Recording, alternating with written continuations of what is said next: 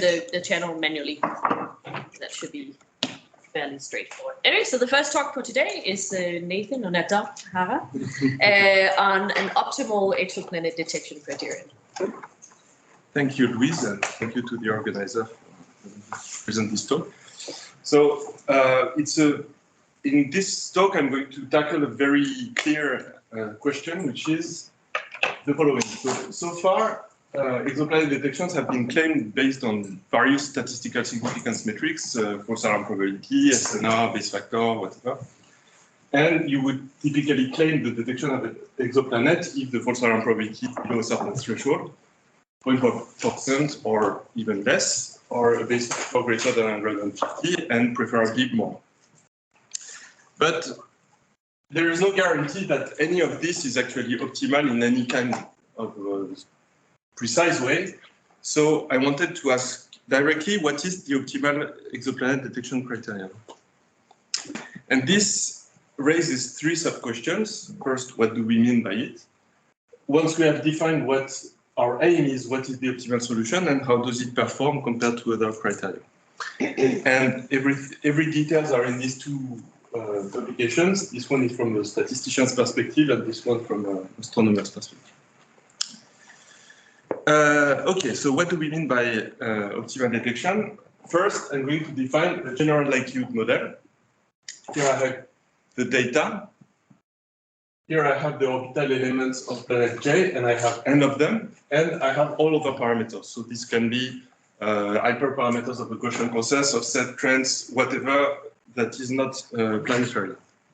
And so this model is applicable to any type of exoplanet detection, RV, transit, etc. Okay. Now, in the case of what? Yeah. Okay. Yeah. I define a detection claim as I'm going to say that there are n planets. There is one with orbital elements in θ1, one with orbital elements in θn, where the θi's are the region of the parameter space. So this is my parameter space. I'm saying, well, for instance, here I have two planets, one with parameters here, one with parameters here. So in the case of RV, here the θj are made of 5 elements, and in this talk, we are going to talk about orbital frequencies and not period, because it simplifies a little bit the discussion. And if I want to claim the detection of two planets with a certain accuracy on their frequencies, I would typically say there is one planet with orbital frequencies in this range, and there is another planet with orbital frequency in this range, and both ranges have the same width, which is delta omega. Now, okay, I say that there is a planet here and here, but there are truly three planets at these frequencies. So in that case, I have a correct detection. In that case, I claim that there was a planet here, but there is none. So it's a false detection. And in the end, I have misdetections because there are three planets really, but I said that there are two. And there is another way to define misdetections. So if I was to define it the first way, I would have one misdetection. But I could also say both of these planets are not detected, so they are both misdetections. Okay. Now, this is what I call a detection. And what do we mean by a detection criterion? I want a decision rule to select what are the spaces in the parameter space that I would choose to say, well, there are planets there, there, and there. So now you can optimize this detection rule either by selecting a cost function, which is the number of false detections times the number of misdetection with the relative cost of both errors, or you want to minimize the expected number of misdetections with a constraint on the expected number of false ones. So you have a certain tolerance to false detections, and for this tolerance, you want to miss as few planets as possible. And here I'm talking about expected number of misdetections, and the expectation is taken on the posterior probability, so it's a Bayesian detection criterion. Now, how do you compute the cost function? So you have said that there are n planets in these different parameters, in these different regions of the parameter space, and in fact there could be 0. If there is 0, you have n false detections. In fact, there could be 1. You could have 1 right and all wrong. If there are truly 2 planets, you can have 2 rights, only 1 right, 0 right, and so on.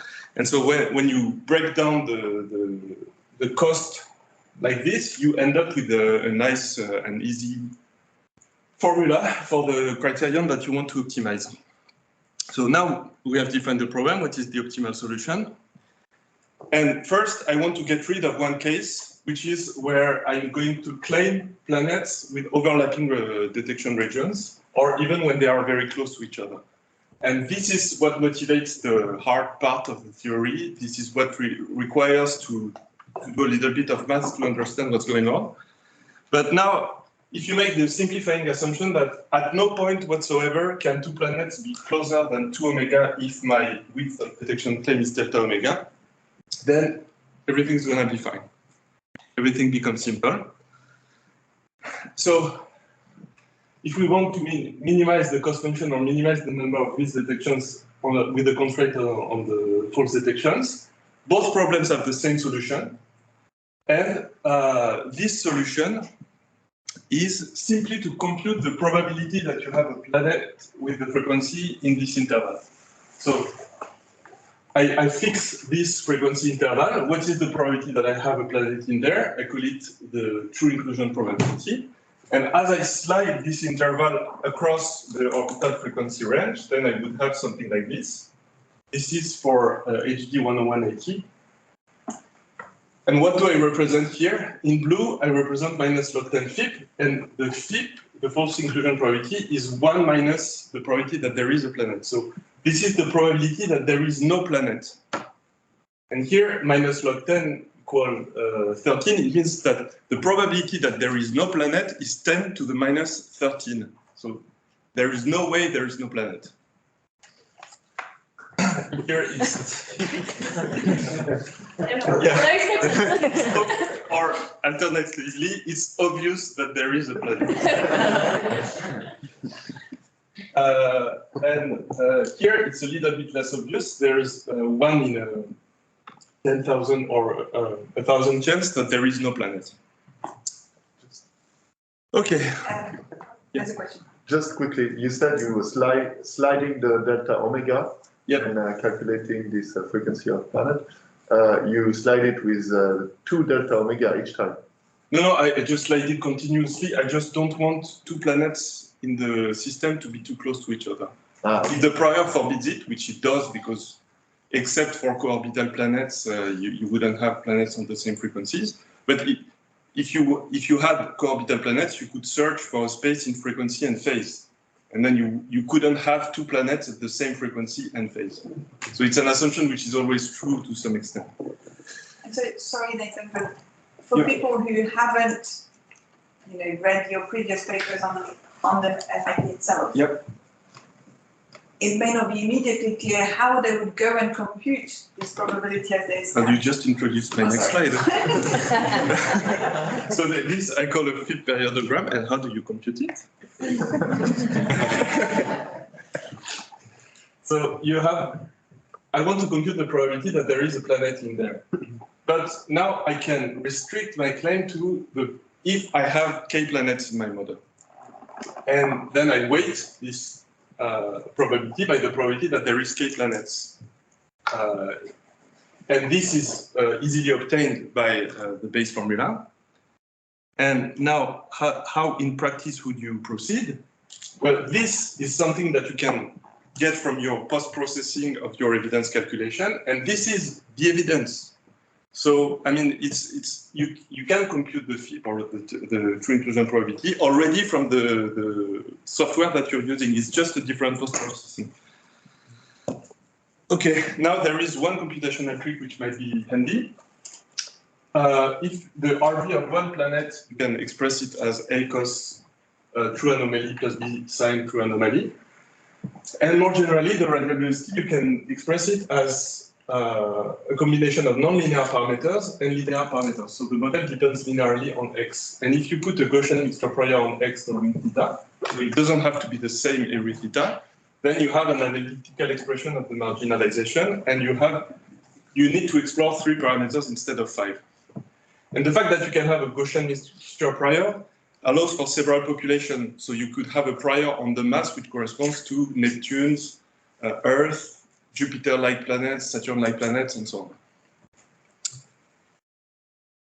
Okay, now in the computation of the true inclusion probability, there is something which is which we need to fix, which is the maximum number of planets.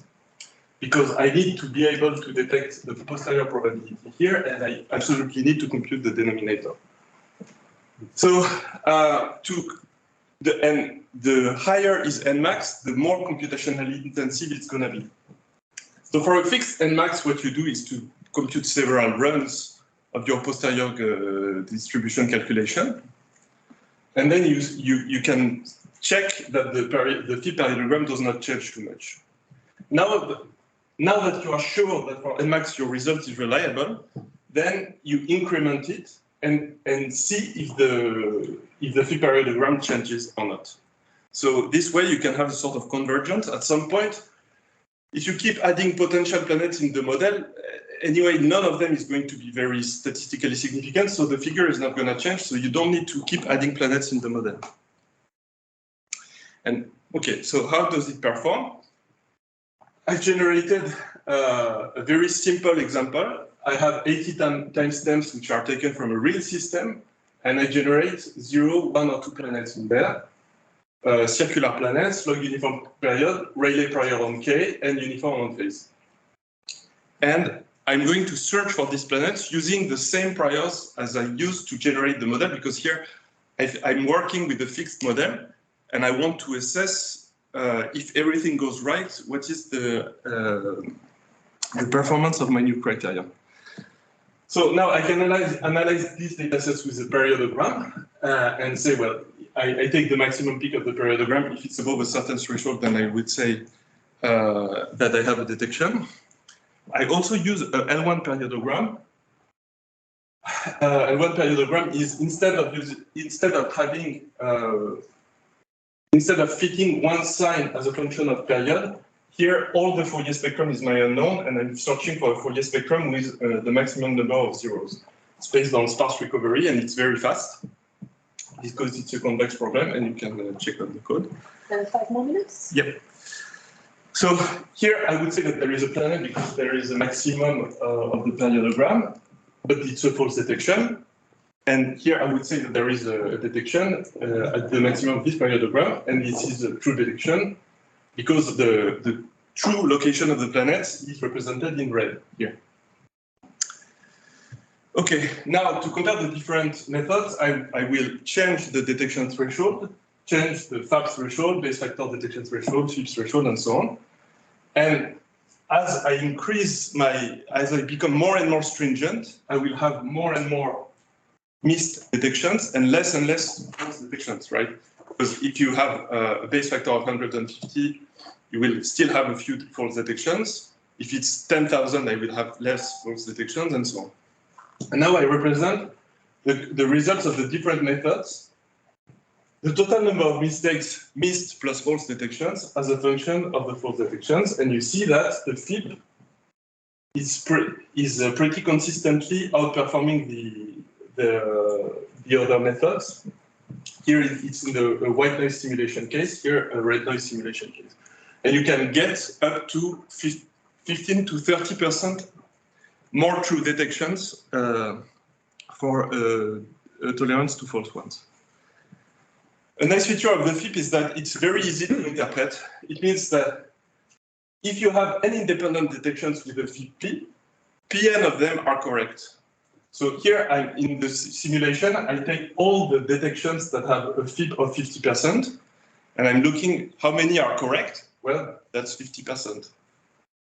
If I'm looking at the FIP detections with a 95% confidence, so I'm 95% sure that there is a planet, well, in 95% of the case, there is a planet.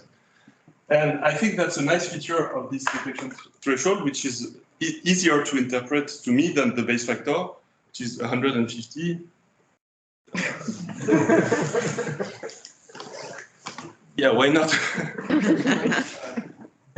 Now you can assess the robustness of the fit to a changer model. So I'm going to fool myself and do the analysis with the wrong prior, either on period or on semi-amplitude, and I'm going to see if the performance of the criterion changes.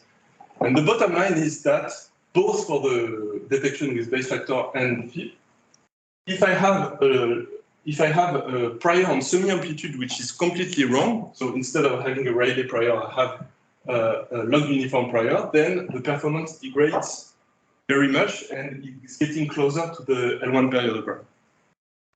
But for all the other change of priors, the performance does not change too much.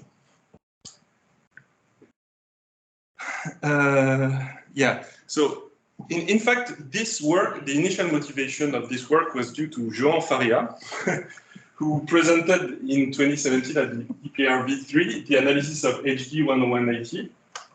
And in fact, when you compute the base factor on this system, the highest base factor, the highest evidence peaks at 20 planets, something like this. So if you keep adding planets, it's still favorable. It's not significant, but it's still favorable. But now, if you take a look at the fit periodogram with 7 planets, you see that there is some power at low frequencies. So my guess is that with these 20 planets, you're in fact fitting low frequency noise. But here, even if you don't have the right correct model, you see that no, there's only 6 planets. There is no ambiguity. Okay, so concluding remarks.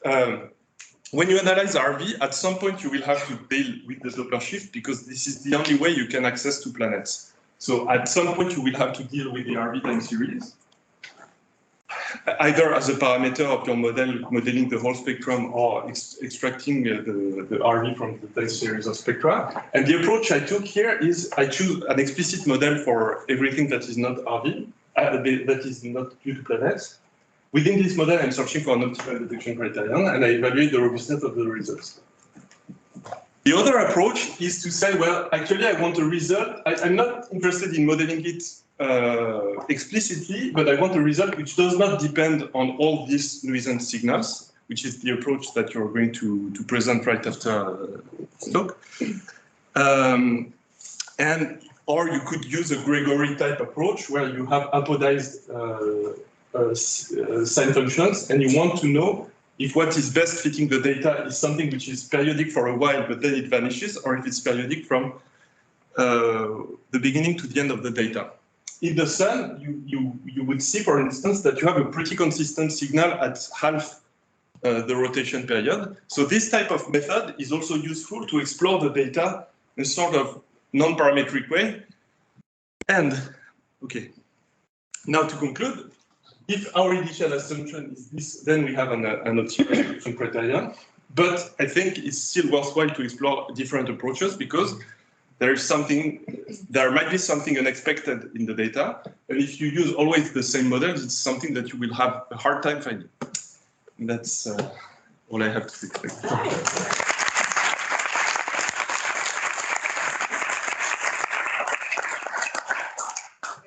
Philosophic ending. All right, so now, while we're taking questions, the next speaker can. So, yeah. Hi, Nathan. Thank you for the presentation. I think it's a very basic question, but the sampling of your data in this kind of periodogram is not going to produce peaks of periodicity like in the lumps cargo. Yes, it is, but I mean, the Alias problem is no,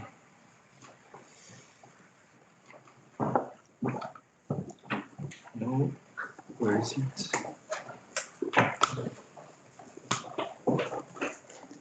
Yeah, the aliasing problem, it's an intrinsic problem. It's an intrinsic degeneracy, so you will have the problem with all the different methods, but here you will have less the problem because since you are looking for everything at the same time, you will not have aliases adding up coherently and pushing the one-day alias of one of the signals. But here you see that there are some kind of aliases here, but they are much, much lower than on a regular parallelogram because you account properly for all the different uncertainties. Yeah. I have a question. Yes, I have a comment. I think when you say that the 150 value is not interpretable, I completely agree with you. But at the same time, Yeah. When you say that the FIP or the TIP is interpretable, it's not interpretable to the data set that you have. It's interpretable to realizations of it, right? So, yeah, exactly. The way I see it is that if you have subjective interpretation of probability, you say, well, I'm a Bayesian, I have this subjective measure of belief, I have this prior, and I inflate it. It's like an induction that is never initialized, you know. And to me, this is a way to tie the meaning of the probability to a frequency. Like in the end, the probability is, it's a sort of calibration, because if I did my job right, the posterior probability should correspond to an actual frequency that I see when analyzing several data sets. Okay, but then the question part of my comment would be, so what's your what do you recommend as a day-to-day threshold for the FIP? I think 1% is already pretty good, and 0.1% is very good.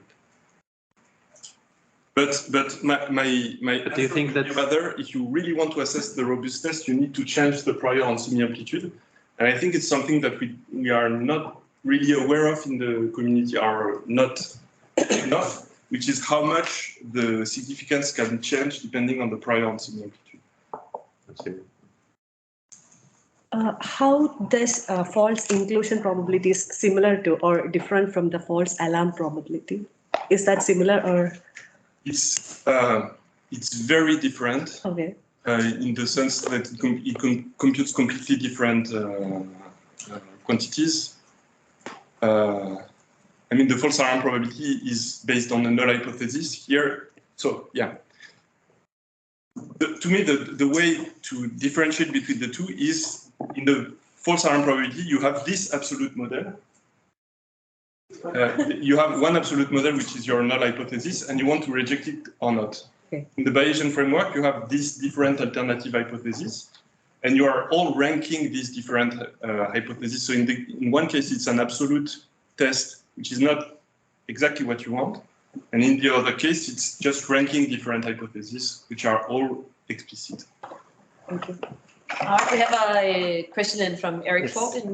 Yeah. Actually, Eric, if you want, you could unmute yourself and then. Otherwise, I'll read it out loud. So he says, I would have thought that it would be hard to marginalize over the orbital elements from models with more planets than actual planets.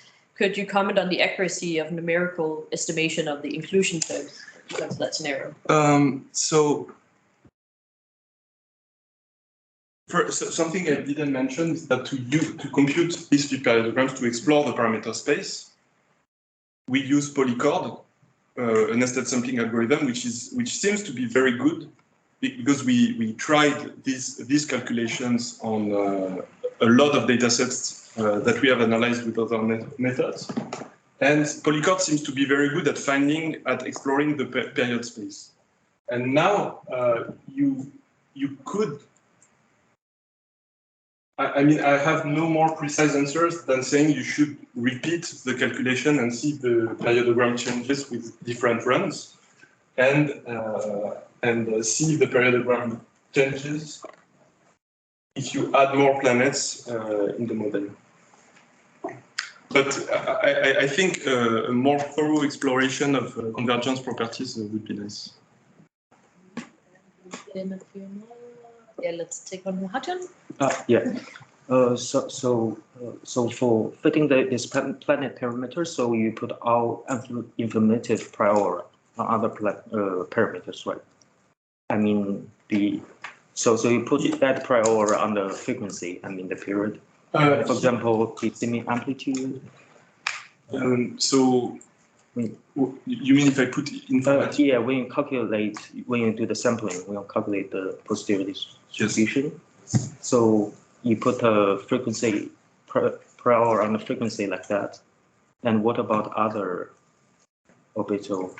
In that case, I think it's the prior on eccentricity has to be the keeping prior. It's a prior in period, I think, log uniform in period. Yeah. Now I compute I post-process the data with the fixed width in frequency, but this has nothing to do with the prior that I use for calculation. And uniform priors on phase, I mean, I can't remember what I chose exactly for this calculation, but it's not really common. We can fit in one more question. I'll take all the way to the back. Already had one. So, you're fitting for orbital parameters on radial velocity, and I know that in your paper you mentioned noise, but what about stellar activity that is periodically modulated by rotation of the star? Does that show up as a signal? Does that? No, well, it shouldn't, because I have these parameters in my model, which are the hyperparameters of the Gaussian process. So if I have a good model of stellar activity with the Gaussian process, it's going to be everything considered. What is the final posterior probability that I have something in this frequency range? And it should be marginal. If my calculation is correct, it is marginalized already on the possibility that there is stellar activity.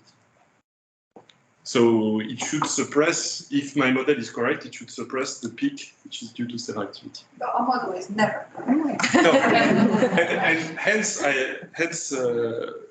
my insistence on checking the robustness of the results to a change of prior, and obviously a change of likelihood choice. You try different models, and so for example, in the Hara 2022 paper or 2021, they try many different models of stellar activity, and you can marginalize on all these different models. You can always come back to, everything considered, now what is the posterior probability that I have something in this period? And so you average over more and more possibilities, so your results should become more and more reliable. All right, I can hear the bells outside, so it's time for the next speaker. Thank you so much.